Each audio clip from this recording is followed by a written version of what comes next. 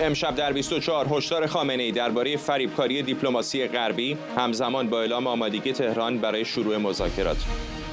عباس عراقچی به اسکای نیوز گفته شرایط برای شروع مذاکره بسیار متفاوت و دشوارتر از گذشته است. واکنش شاهزاده رضا پهلوی به تلاش‌ها برای توافق جدید بین ایران و آمریکا. او گفته دیپلماسی با جمهوری اسلامی شکست خورده و راه رهایی از این حکومت سرمایه‌گذاری روی مردم ایرانه. و پروژه تقویت نیروی هوایی اسرائیل در برابر حملات موشکی با امضای قراردادی 80 میلیون دلاری برای تجهیز جنگنده‌های F-16. از استودیوی ایران اینترنشنال این 24 است با فرداد فرهزاد.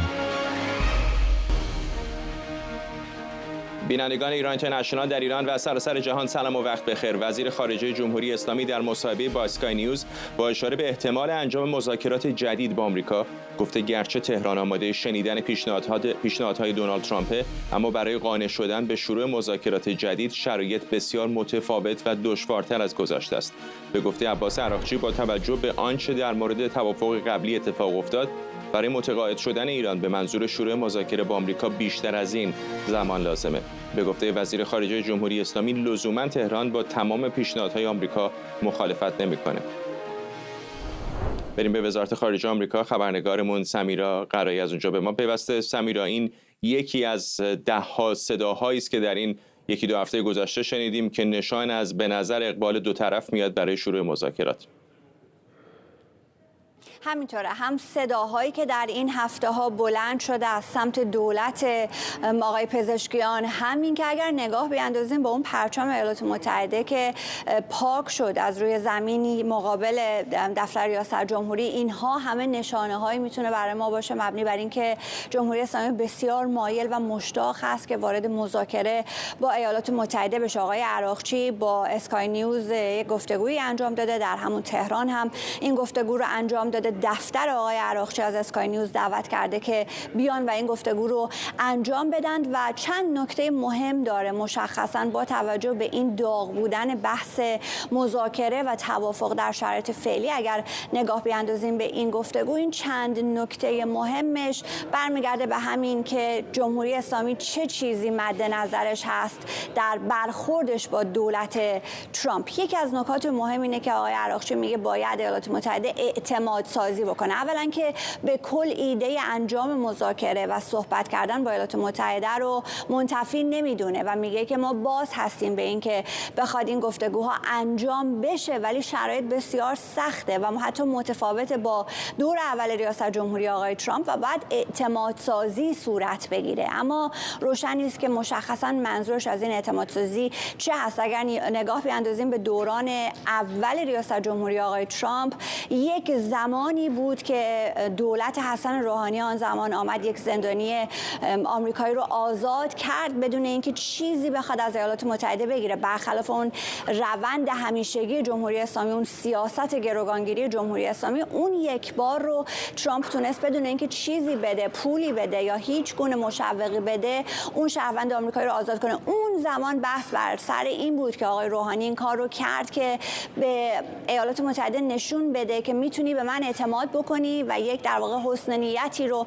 به نمایش بگذاره. الان بحثی که مطرحه اینه که طرف جمهوری اسلامی الان از ترامپ میخواد که او بیاد یک کاری بکنه و اعتماد جمهوری اسلامی رو جلب بکنه. هیچ کدام از اینها روشن نیست که آقای ترامپ اصلا مایل باشه به چنین کاری یا نه. از طرفی روشن هست که وقتی آقای عراقچی میشینه در ملأ عام راجع به این چیزا صحبت میکنه، میشه حمله بر این کرد که راههای ارتباطی با دولت ترامپ قطع هست. نه تنها دولت ترامپ صحبتی نکرده با جمهوری اسلامی از مجاری پنهانی، بلکه جمهوری اسلامی هم ناکام مونده که بخواد این صحبت‌های خودش که ما آماده مذاکره هستیم، بیاین اعتماد سازی بکنیم، رو به دولت ترامپ منتقل بکنه. نکته مهم دیگر در صحبت‌های آقای عراقچی کوتاه بگم بحث اکتبر است. آقای عراقچی مشخصاً به اکتبر بحرانی اشاره میکنه و میگه که بحث مکانیزم ماشه است. در واقع فرداد بحث ماه اکتبر آخرین زمانی است که کشورهای طرف برجام مشخصاً آلمان تصمیم میکنن بریتانیا و فرانسه میتونن مکانیزم مارش رو فعال بکنن. آقای عراقچی از یک بحران داره صحبت میکنه که بعد از اون ممکنه شرایط جمهوری اسلامی بسیار پیچیده بشه و بخواد تصمیمات دشوار بگیره، اما این رو باز نمیکنه که مشخصا منظورش چه هست. ممنونم از تو سمیرا. قراره خبرنگارمون در وزارت خارجه آمریکا در واشنگتن دی سی. اجازه بدید بریم به چند کوچه آنورتر از جایی که سمیرا هست. اولین کنفرانس مطبوعاتی کاخ سفید در دولت جدید شروع شده. کارولین لیویت سخنگوی کاخ سفید مشغول جواب دادن به سوالات است. تا اینجا بیشتر خبرنگاران در مورد موضوعات مرز جنوبی آمریکا و اخراج مهاجران صحبت کردن. اجازه بدید چند لحظه‌ای به حرفا گوش بدیم. امیدوارم سوالی در مورد مذاکرات احتمالی با ایران هم بپرسیم. خب خیلی متشکرم. حالا سوال بعدی. آیا پرزیدنت ترامپ قصد داره که به صورت دائمی کمک‌های فدرال به NGO هایی که مهاجران غیرقانونی رو داخل کشور میکنن قطع کنه؟ ما در این باره پیشتر صحبت کردیم. ببینید پرزیدنت ترامپ دستور داد که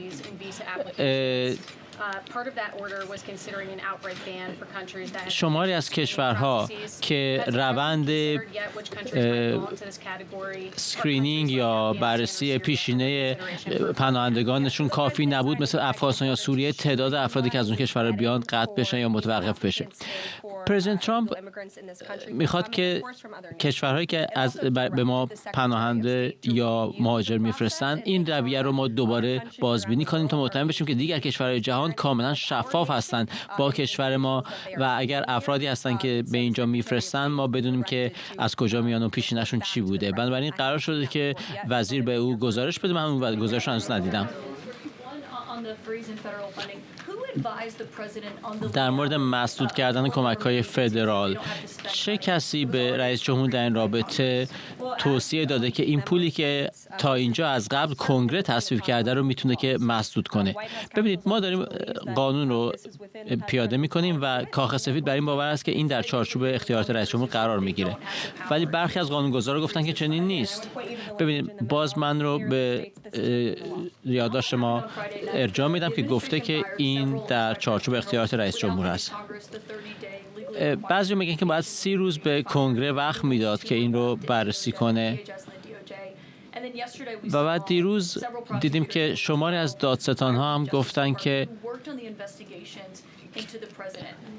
تحقیقاتی هست که میدونید روی رئیس جمهور داشته انجام میشده و الان دولت چطور میخواد تصمیم بگیره که چه تفسیری از قانون رو دنبال کنه و کدومها رو نادیده بگیره؟ ببینید کاخ سفید بر این باور هست که رئیس جمهور این قدرت اجرایی رو داشته که این کار رو بکنه، برای اینکه این قوه مجریه هست و او میتونه که هر کسی که در چارچوب قوه قضاییه کار میکنه رو اگه بخواد اخراج کنه. همچنین پرونده‌ای بوده در برابر دیوان عالی کشور، دادگاه عالی آمریکا در سال 2020. من شما رو باز به اون پرونده ارجاع میدم. باز بحث قانونی بودن این قضیه در اونجا لحاظ شده. آیا نگران این هستید که از کاخ سفید شکایت بشه از جانب کسانی که اخراج شدن؟ بله، ما به دادگاه خواهیم رفت در این رابطه.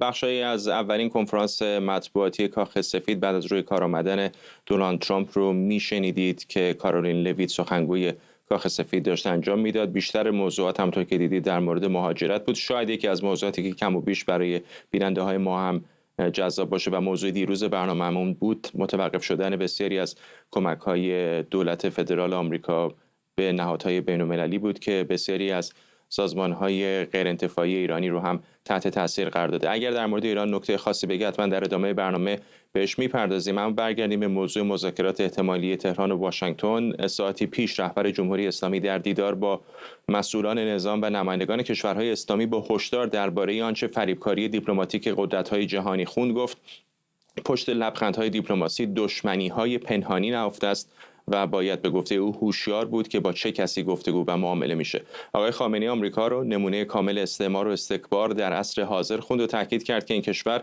تحت نفوذ قدرتمندان مالی جهان قرار گرفته. قدرتمندان درجه یک مالی دنیا در تعدادی از حکومت‌های غربی از جمله اونها، شاید هم بیشترین اونها، دولت آمریکا مسلطن این به تعبیر رایج خودشون کارتل‌ها و تراست‌ها و امثال اینها مسلطن. اینها هستن که دارن نقشه هر سه مرحله استعمار رو اینا دارن میکشن. پشت لبخندهای دیپلماسی اینجور دشمنی‌ها، اینجور کینه‌ها، این باطن خبیث پنهانه. چشممون رو باز کنیم و فهمن فی خلقک، چشممون رو باز کنیم، تسرون الیهم بالموده نباشه. حواسمون باشه که با کی مواجهیم، با کی معامله میکنیم، با کی داریم حرف میزنیم. این رو بدانیم، این رو بدانیم. محسن سازگار، فعال سیاسی، عضو شورای مدیریت گذار از واشنگتن، و شاهین سمیع، کارشناس امنیت ملی از ویرجینیا. با آقای سازگار، چه میگه جمهوری اسلامی؟ به نظر با دست پس میزنن، با پا پیش میکشن. آقای عراقچی با اسکای نیوز صحبت میکنه، میگه شاید همه شرایط آمریکا غیر قابل قبول هم نباشه الزاما. آقای خامنه‌ای میگه باید حواسمون باشه با کی مذاکره میکنیم. سیگنال های متضادی داره از تهران شنیده میشه. اصطلاحی که به کار بردین کاملا بجاست، با دست پس بزنه با پا پیش بکشه. ما این روش آقای خامنه‌ای رو میشناسیم. او دیکتاتور حقیر و ترسویی است که هم نمیتونه تصمیمات بزرگ بگیره و هم مهمتر این که تبعات هیچ تصمیمی رو هم نمیپذیره و میرون پشت میشینه. اطلاعی که هستش این است که ایشون اصلاً از زمانی که پزشکیان عراقچی رو سر کار آورد دنبال این نیست که بازی روحانی ظریف رو تکرار کنه، با آمریکایی‌ها حرف بزنه، بلکه تحریم‌ها رو شلش کنه یه مقداری، چون وضع اقتصاد کشور فوق‌العاده خطرناکه به تعبیر دست‌اندرکارهای حکومت. ولی نمیخواد بگه راحت بگه خب من دستور میدم برین صحبت کنین. همین اینا رو بفرسته، یه دم بیان به ظریف فوش بدن، بعد سر میز مذاکره حتی پلیس خوب پلیس بد بازی کنن، کاری که ظریف با جان کری کرد، و بگن که مثلا به امریکایی اگه شما اینو بگین به ما میگن از سر میز بلند شین، بنابراین بهتر اینو نگین، تندروها هستن، میانه روها هستن. از این حرفایی که بلدن سر میز مذاکره جمهوری اسلامی خرجش کنه. ولی واقعیت این است که شخص آقای خامنه‌ای در جریان و پیغامی هم که به اروپایی‌ها دادن به امریکایی‌ها بدن این است که تحریم‌های جدید نگذارید، ما بدون پیش شرط میایم سر میز مذاکره میشینیم و صحبت میکنیم. به همدلله آقای ترامپ اون فرمان‌های اجرایی که فشار حداکثری اسمش بود رو فعلا نگه داشته و جمهوری اسلامی بدو در واقع قرار بیاد که در میز مذاکره بشه. آقای سمیع، سردرگمی زیادی الان وجود داره که واقعا به کجا خواهد رسید مذاکرات احتمالی آمریکا با ایران. شاید بسیاری تصورشون این بود که امروز که 1 هفته و 1 روز از روی کار آمدن آقای ترامپ گذشته شاهد احتمالاً تحریم‌های جدید و فشار حداکثری بودیم، ولی در 8مین روز هنوز هم از واشنگتن هم از تهران سیگنال‌هایی که داریم میشنویم سیگنال دیپلماسی و گفتگو هست. چقدر به نظرتون واقعا شانس داره دیپلماسی؟ با عرض ادب خدمت شما جناب فرزاد گرامی، دوست خوبم جناب سازگارا و مردم عزیز ایران. ببینید مسئله‌ای که وجود داره این هست که آقای ترامپ نیازی به عجله در رفتار خودش نداره، برای اینکه آقای ترامپ میدونه جمهوری اسلامی رو در یک مخمسه‌ای قرار داده که هیچ راه پس و پیشی براش باقی نمونده. جمهوری اسلامی نه اون توانمندی‌های قبلی خودش با وجود حماس و حزب الله و نیروهای نیابتی دیگرش رو در دست داره، نه اون توانمندی‌های داخلی که فکر میکرد که میتونه رفقای فابریکی مثل چین و روسیه رو برای خودش داشته باشه بتونه داشته باشه. پس ما رو در حقیقت به این جایی میرسونه که آقای ترامپ داره سعی میکنه ببینه که جمهوری اسلامی چه سیگنال هایی و در چه زمان بندی هایی اینها رو انجام میده.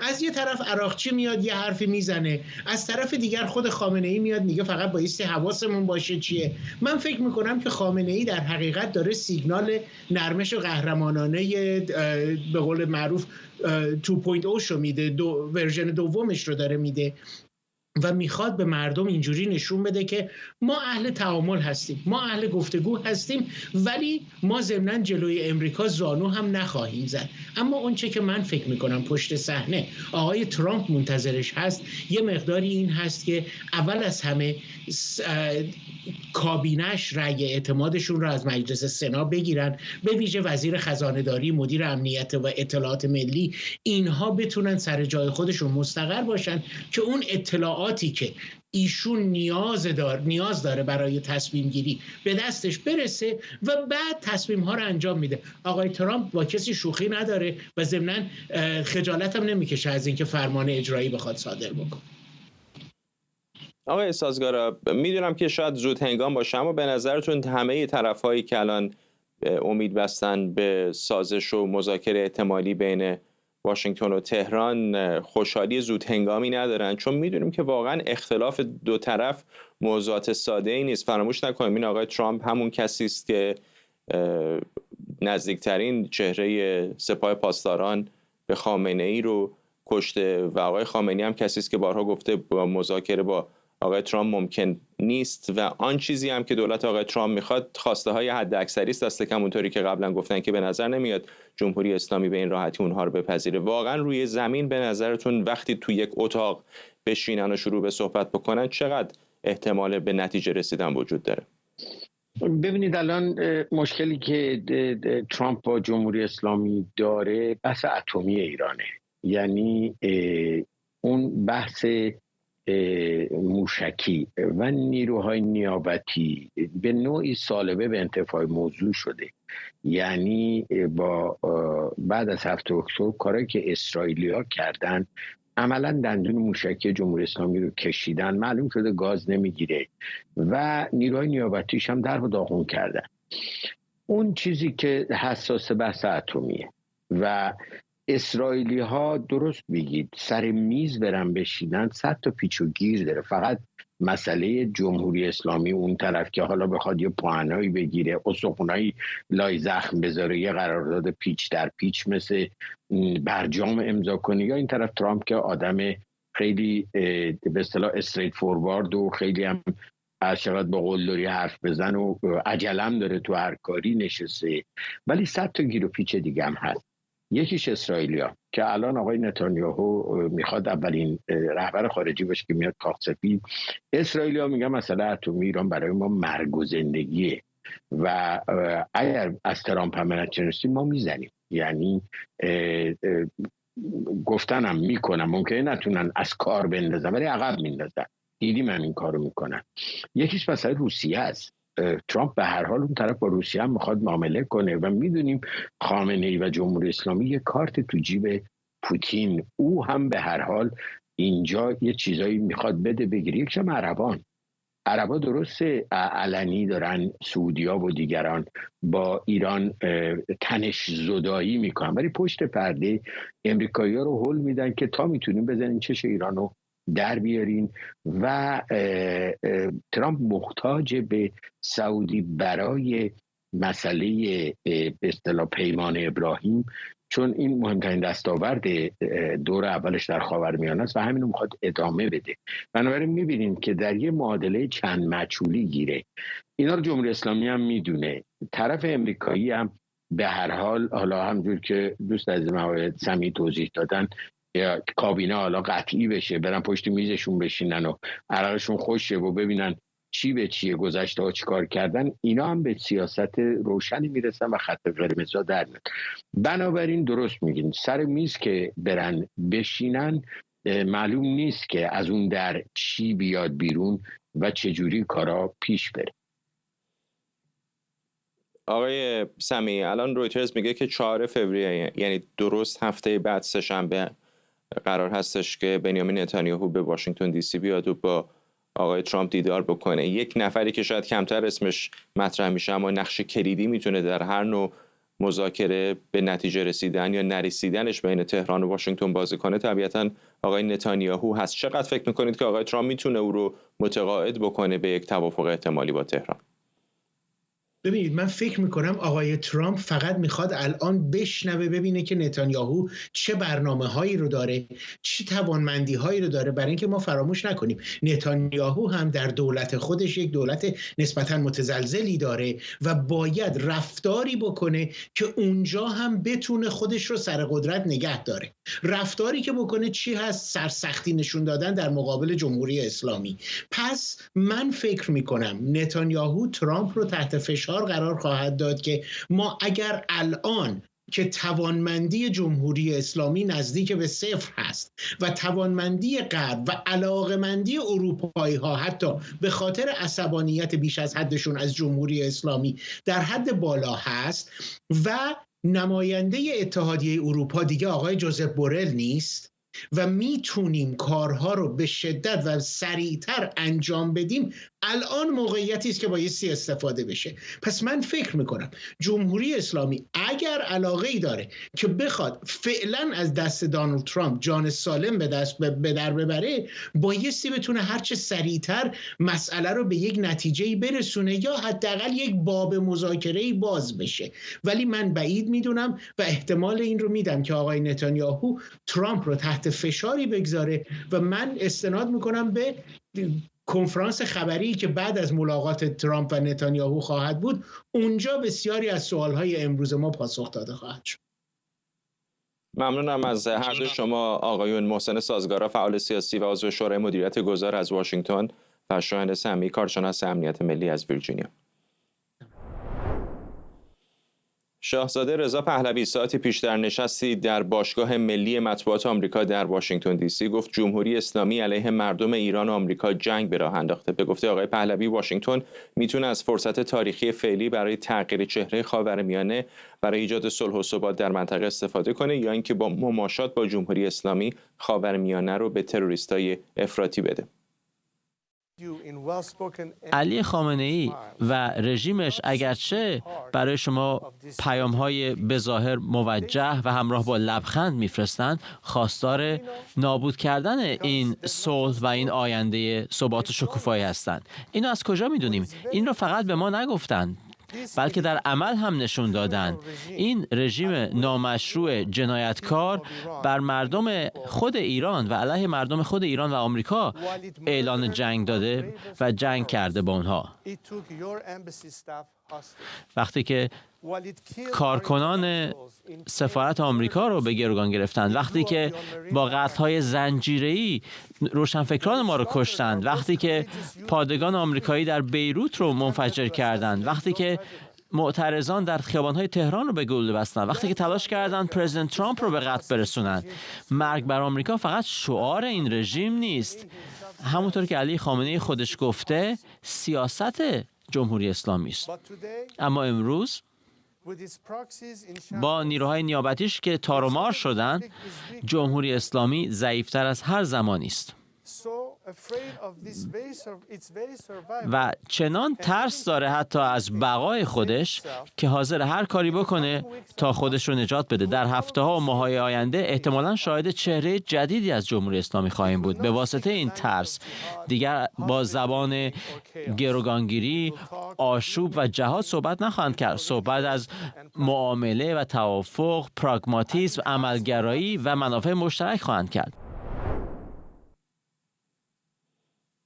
جمشید برزگر، روزنامه‌نگار و تحلیلگر سیاسی از تورنتو، به ما پیوسته. آقای برزگر، تقریبا مثل مابقی سخنرانی‌های شاهزاده رضا پهلوی، خیلی تمیز و سیاسی و دیپلماتیک و همه آن چیزی که باید بگر رو گفت. حتی در جایی هم اشاره کرد که رهبری این اپوزیسیون رو خیلی ها از من خواستند و من اون رو بر عهده میگیرم. قبلا هم به شکل‌های مختلفی گفته بود که این رهبری رو به صورت دیفکتو پذیرفته. اما روی زمین در عمل واقعا چه اتفاقی داره میفته؟ چقدر این رهبری رو به صورت عملگرایانه هم میشه دید؟ بله، با سلام به شما و بینندگان. به نکته کاملا درستی اشاره کردید آقای فرهزاد. تقریبا در تمام سالهای گذشته مجموعه صحبت‌هایی که شاهزاده رضا پهلوی کرده کمتر اصل صحبت‌ها رو عرض می‌کنم و بخش عمده صحبت‌های او کمتر مورد نزاع و مجادله بوده بین گروه‌های مختلف سیاسی. یعنی اگر شما گوینده این صحبت‌ها رو فعلا در نظر نگیرید، یعنی ندونیم چه کسی این صحبت‌ها رو کرده، میشه گفت که در 80-90% موارد اختلاف نظر عمده‌ای بین گروه‌های مختلفی که امروز خواهان گذار از جمهوری اسلامی هستند با این صحبت‌ها مشاهده نشه. اون 10-20-30% هم اگر اختلاف نظر باشه امریست بسیار طبیعی. در هر دموکراسی اختلاف نظر هست. در درون یک حزب شما میدونید که جناح‌های مختلف وجود دارن، احزاب برنامه‌های مختلفی دارن، دیدگاه‌های مختلفی دارن، ولی مسئله این هستش که بشه در واقع با اون اختلاف نظرها به گفته خود ایشون زیر یک سقف یا در یک قلمرو سرزمینی با هم زندگی کرد و مخالف رو در واقع دشمن محسوب نکرد. اما مشکل کار این هستش که در شرایط پیچیده‌ای که ما در اون به سر میبریم با کارشکنی‌ها و در واقع نفوذی که جمهوری اسلامی در بین گروه‌های مخالف طبیعتاً انجام میده و باری از حوادث و در واقع اختلافات حل نشده از گذشته که به نسل امروز هم در واقع داره تحمیل میشه از یک طرف و در واقع تناقضی که بین صحبت‌های شاهزاده رضا پهلوی و جمعی از هواداران او، حامیان او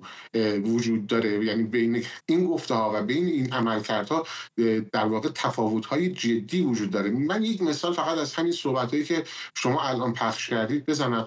ببینید شاهزاده رضا پهلوی در صحبت‌های خودشون اشاره کردند که جمهوری اسلامی فرماندهان دلیر ارتش رو کشت، کارکنان سفارت آمریکا رو به گروگان گرفت و روشنفکران ما رو در قتل‌های سیاسی معروف به قتل‌های زنجیره‌ای کشت.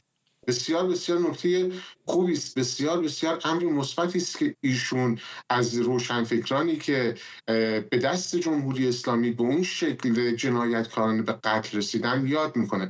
اما بیایم ببینیم نزدیکترین افراد و گروه‌ها و جریان‌های به آقای رضا پهلوی، شاهزاده رضا پهلوی در همین 2-3 سال گذشته در قبال این روشنفکران چه موضعی داشتن؟ آیا فقط قد روشنفکران از سوی جمهوری اسلامی بده؟ اگر روشنفکران از سوی هواداران شاهزاده رضا پهلوی حد حرمت بشن، ترور شخصیت بشن، تاریخشون، روایتشون جعل بشه، این اشکالی نداره. شما ببینید در رسانه‌های اجتماعی نه فقط روشنفکرانی که در گذشته بودن الان در بین ما نیستن، کسانی که هستن، هر مخالف سیاسی به نوعی در واقع داره ازش حد حرمت میشه، تلاش میشه که بی اعتبار بشه. به جای اینکه نوک پیکان حملات متوجه جمهوری اسلامی باشه، متاسفانه متوجه این رقابت‌های درونی در بین اپوزیسیون شده. این نوع موارد در واقع این نوع تناقض‌ها فراوان هستن. باز من میتونم به یک مورد دیگه اشاره بکنم که اصل صحبت‌های شاهزاده رضا پهلوی خیلی محل بحث نیست. ایشون می‌فرمایند که برای آینده ایران ما به دموکراسی نیاز داریم، یعنی آزادی احزاب، آزادی بیان، آزادی تجمع، تشکل، به سکولاریسم یعنی جدایی دین از حکومت، به رفع هر گونه تبعیض بین شهروندان ایرانی بدون هیچ تفاوتی و حفظ تمامیت ارضی. بسیار خوب. آیا وقتی که ما از رفع تبعیض صحبت میکنیم مثل الان که جمهوری اسلامی هست و میاد بر پایه دین، اینکه شما مسلمان باشید یا نباشید، شیعه باشید یا نباشید، شیعه اثناعشری باشید یا نباشید، زن باشید یا مرد باشید، تبعیض رو به شیوه های مختلف اعمال میکنه به شهروندان، ما عوض میکنیم این رو با یک دید محدود به شدت غیر تاریخی، مطلقاً غیر تاریخی از مفهوم ایران، از گذشته ایران بیایم و در واقع حقوق برابری رو برای کرد و ترک و بلوچ و عرب و فارس در واقع قائل نشیم، تبعیض رو به شکل دیگری بخوایم بازتولید بکنیم. این تناقضاست که باعث میشه در عمل در واقع این گروه ها نتونن به سمت هم پیش برن. یک نکته فرعی دیگر هم هست که به هر حال شاهزاده رضا پهلوی در ماه‌های اخیر حداقل 3 بار 4 بار بر این موضوع تاکید کردند که رهبری گذار از جمهوری اسلامی رو پذیرفتن بر عهده دارن. مردم، گروه‌های سیاسی همه منتظر هستن که نتیجه اقدامات عملی او رو به عنوان فردی که رهبری این جریان رو پذیرفته ببینن. متاسفانه خب اقدامات ملموسی در این زمینه هم انجام نگرفته. بنابراین یک محور صحبت‌هایی است که ایشون می‌کنن. من فکر می‌کنم در این صحبت‌ها مناقشه و مجادله چندانی وجود نداره. یک موضوع هم این هست که در عمل چگونه پیگیری میشه. این رو فقط مخالفان شاهزاده رضا پهلوی، یعنی مخالفان سیاسی او، کسانی که مثلا جمهوری خواه هستن یا گرایش چپ دارن یا هر نوع گرایش دیگری دارن، مطرح نمی‌کنن. شما صحبت‌های اخیر آقای فؤاد پاشایی دبیرکل حزب مشروطه ایران که اصلی ترین و در واقع با ثبات ترین جریانی بوده که در نیم قرن گذشته از پادشاهی مشروطه و از شخص شاهزاده رضا پهلوی حمایت کرده رو حتما شنیدید. ببینید که او در مورد نزدیکانی که قرار هست اعتماد سازی بکنن اما فقط بی اعتمادی ایجاد کردن چه میگه؟ اونها رو باندی فاندی قلمداد میکنه، گذشته سیاسی اونها و روابط اونها با جمهوری اسلامی رو مورد سوال قرار میده. یعنی این اختلافات و این نوع عملکردی که متاسفانه از اون سمت داره انجام میگیره به گونه‌ای است که حتی حزب مشروطه هم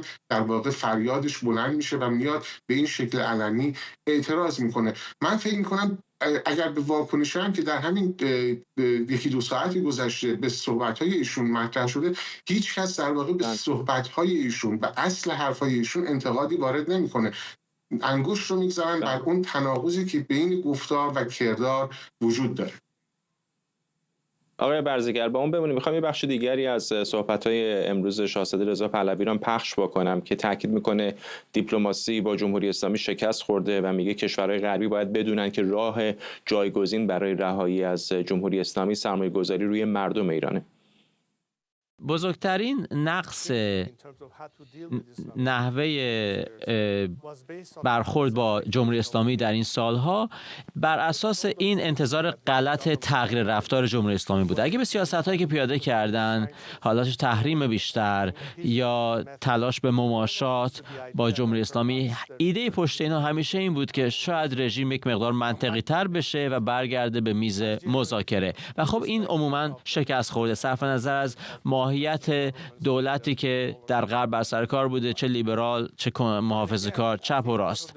و فکر می‌کنم که یکی از دلایل این که من استدلال کردم که این روی کرد فقط به رژیم اجازه داده که بقای خودش رو ممکن کنه، اینه که در دی ان ای این رژیم باعث میشه این دی ان ای که این رژیم نتونه که همزیستی مسالمت‌آمیز با دیگران داشته باشه. شما در نطق ابتداییتون به سانسور و سرکوب اشاره کردید. این بخشی از ماهیت و دی ان ای این رژیم هست. وقتی که به جای زندگی شهادت رو ترویج میکنن و تجلیل میکنن، صحبت از آزادی با اینها معنایی نداره. ماهیت این رژیم، رفتار این رژیم در نهایت بر مبنی صادر کردن یک ایدئولوژی بوده که در تغایر مستقیم هست با همه ارزش‌ها و اصولی که جهان آزاد غرب و جهان دموکراتیک بر مبنای اون بنا شدن. برای همینه که این سیاست‌ها شکست خوردن. بنابراین راه حل این نیست که بیایم بگیم خب حالا بیایم یه بار دیگه دیپلماسی رو امتحان کنیم. دیپلماسی شکست خورده و کسی هم خواستار جنگ نیست. این راه حل نیست.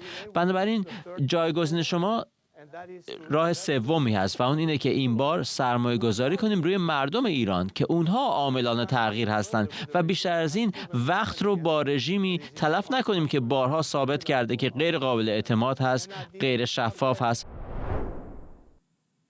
آقای برزگر، نکته‌ای که شاهزاده رضا پهلوی داره اشاره میکنه همون اتفاقی که اتفاقا الان در دولت آقای ترامپ داره میفته یا دست کم زمزمه‌هاش مطرحه و اون مذاکره با جمهوری اسلامی. چقدر به نظرتون آقای پهلوی و اطرافیان اون اهرم‌هایی دارن برای رسوندن چنین پیامی به کاخ سفید؟ میدونم به هر حال نهادهایی مثل نفتی که نزدیک به او هستن در واشنگتن دی سی فعالیت‌هایی دارن. آیا فکر می‌کنید صدای اونها میتونه به کاخ سفید برسه؟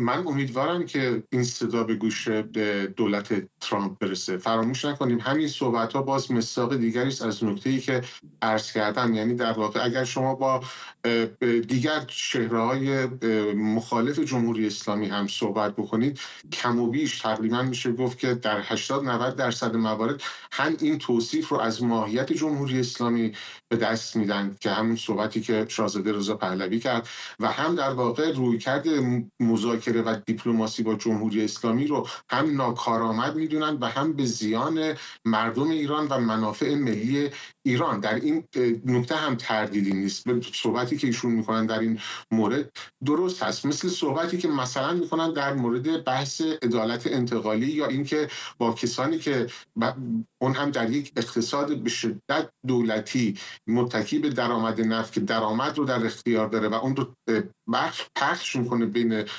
آحاد جامعه، در واقع که ما در یک عدالت انتقالی قرار نیست با همه اینها برخورد حذفی بکنیم، مگر کسانی که دستشون به خون جوانان ایرانی، به خون شهروندان ایرانی آلوده است و اونها هم باید طبق عدالت و مکانیزم‌های موجود در واقع در جهان غرب اون روش‌های عادلانه دادرسی محاکمه بشن. این همون صحبتی است که جنبش دادخواهی ایران هم مطرح میکنه. کسانی که از دهه 60 در واقع به دنبال دادخواهی بودن تا همین امروز، مدت هاست که از در واقع مفاهیمی مثل انتقام گیری یا خونخواهی عبور کردن و خواستار در واقع اجرای یک عدالت واقعی در معنایی که ما در غرب مشاهدش هستیم، یک آیین دادرسی وجود داشته باشه، حتی متهمان از حق وکیل برخوردار باشن. اینها اختلاف نظر نیست، اما این که ما چگونه در واقع بتونیم در عمل هم همین رویکردها رو در پیش بگیریم، بتونیم یک صدا بشیم،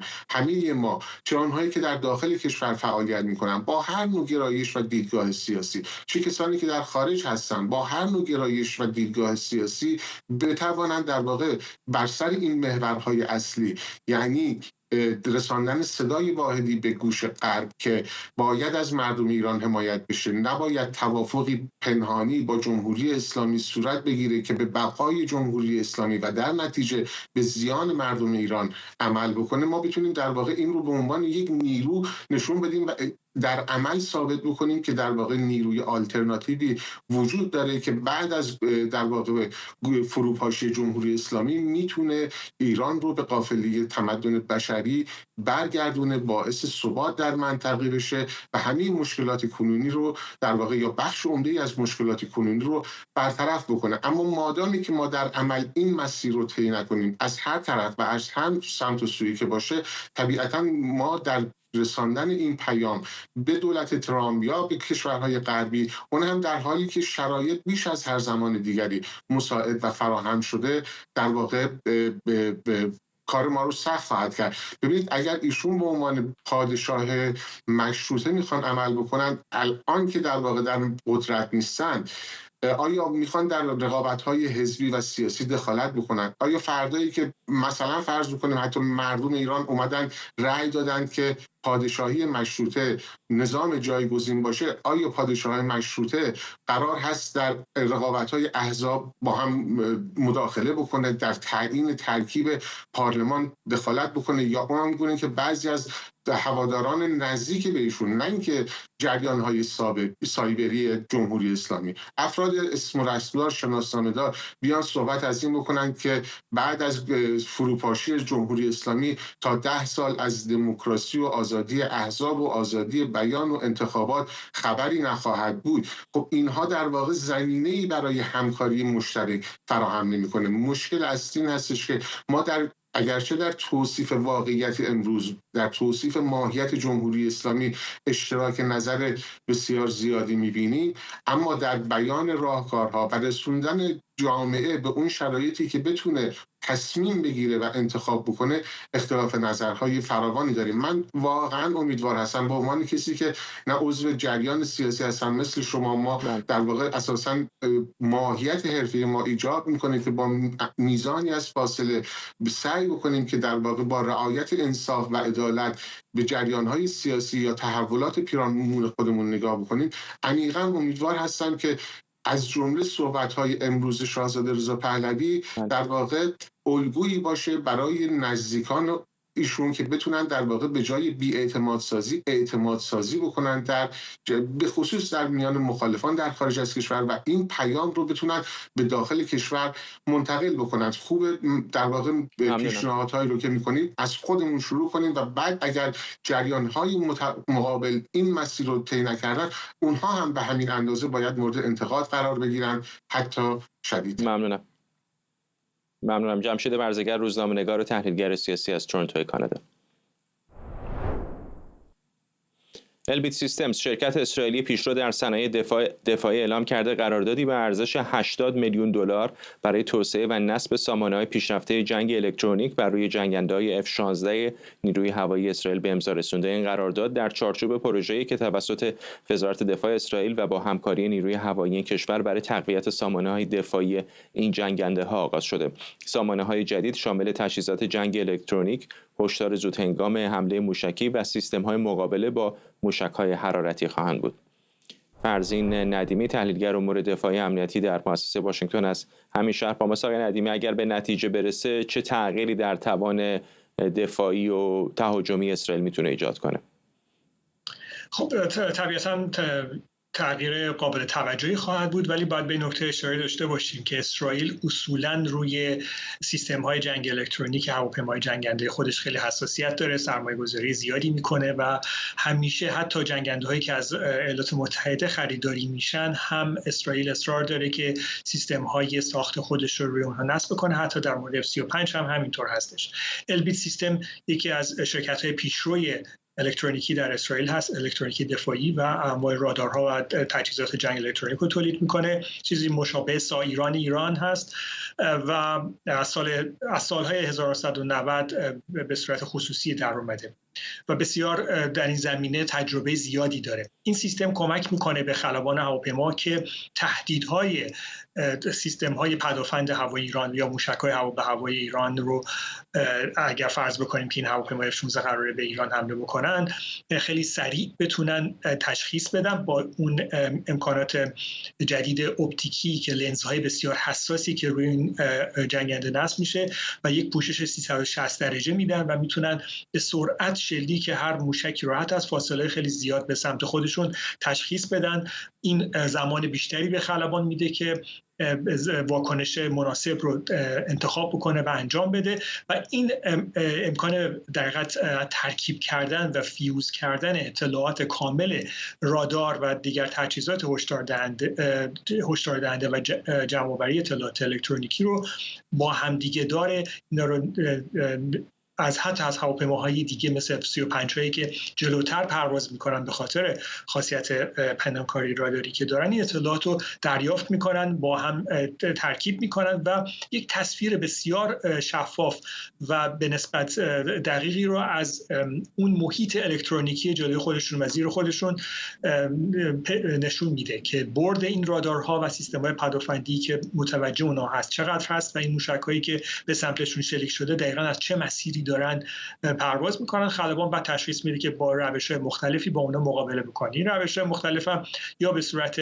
پارازیت‌های فعال هست، پارازیت‌هایی که روی رادارهای دشمن میدن، یا اینکه به صورت غیر فعال نسبت به اونها واکنش نشون میدن، مثل رها کردن شراره‌های یا فلرهای حرارتی هست که حرارت بسیار زیادی تولید میکنن و موشک‌های مادون قرمز رو یا گرمایاب رو گمراه میکنن، یا یک پوشال‌های آلومینیومی پخش میکنن که موشک‌های راداری رو گمراه میکنه و یک نوع هم هستش که امواج متمرکز مادون قرمز به سمت موشک‌هایی که به تصویریاب مادون قرمز روی دماغشون دارن و میتونن اون تصویر فرو سرخ مادون قرمز هدفشون رو ببینن به سمتش هدایت بکنن متمرکز میکنه و با این روش‌های مختلف هر نوع تهدیدی رو سعی میکنن از بین ببرن. حالا البیت اومده این قرارداد جدید 80 میلیون دلاری از نیروی هوایی اسرائیل، وزارت دفاع اسرائیل گرفته. به نظر میاد که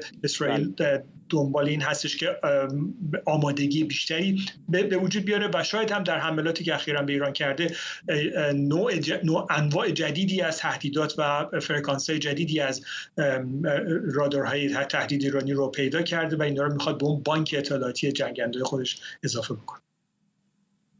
ممنونم. فرزین ندیمی، تحلیلگر امور دفاعی و امنیتی در مؤسسه واشنگتن از پایتخت آمریکا. و ممنونم از شما که بیننده برنامه 24 امشب بودید. این برنامه رو کمی دیرتر میتونید در یوتیوب ایران اینترنشنال هم دوباره ببینید.